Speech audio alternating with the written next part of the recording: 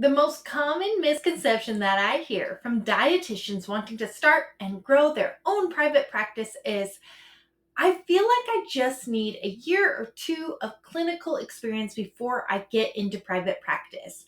Or after I get X, Y, and Z certification, I'll start my private practice. Spoiler alert, this is actually just procrastination.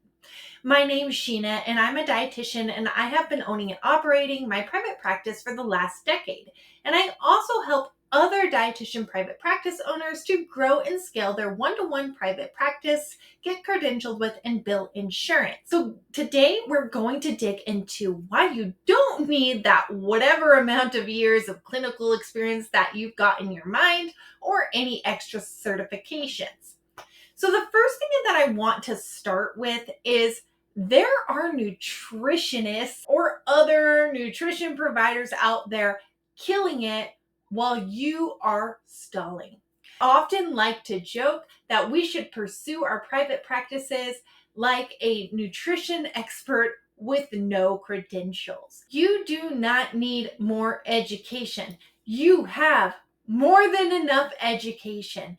In fact, in order to make a long and lasting impact in someone's life, you only need what is called the 10% edge. So you need about 10% more knowledge than that individual that you can share with them in order to significantly impact their lives. In fact, getting more certifications, more degrees, and so on and so forth can actually just separate you even further from your patient. So what I often encourage is actually if you're somebody that is thinking about private practice, you can start that practice as soon as your senior year in college or while you're in your internship. There's actually not much of a criteria for starting a nutrition private practice. Now, while you have to be a registered dietitian to technically provide medical nutrition therapy, you can provide everything but medical nutrition therapy for clients without the registered dietitian certification either. So registered dietitians often sell themselves short and minimize their profits by believing that they need even more education to properly serve their patients. Please do not go get that clinical experience before you start your private practice. People that are really good students tend to want to learn and learn and learn before they put things into action. But the problem with private practice is we most often learn through doing, failure, and then implementing something even better. So we must fail before we can become successful. I really like the quote, building failure into your business plan. So we need to know what's not working before we can implement things that are truly going to help our patients thrive and ultimately our business thrive. Where that does not come from, more certifications, more experience. You have enough experience as a dietitian.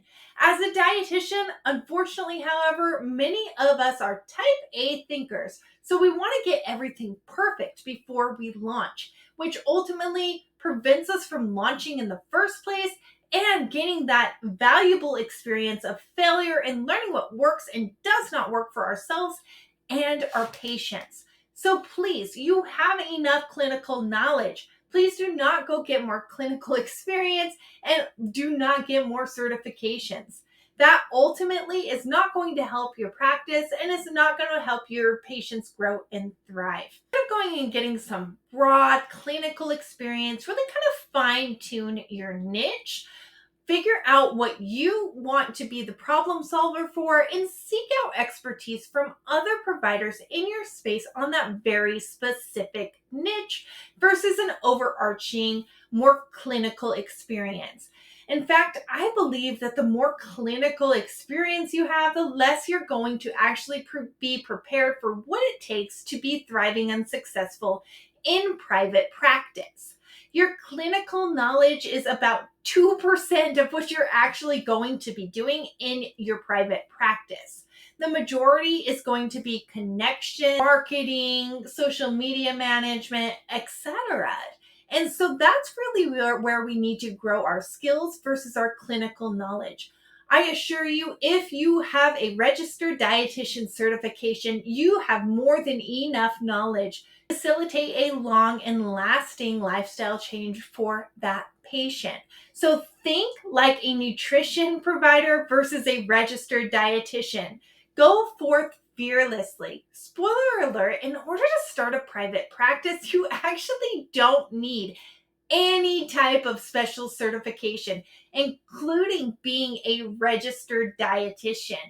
In fact, the only thing that we need the registered dietitian certification for is providing medical nutrition therapies. If you found this video helpful, please consider liking, subscribing, and sharing with a friend.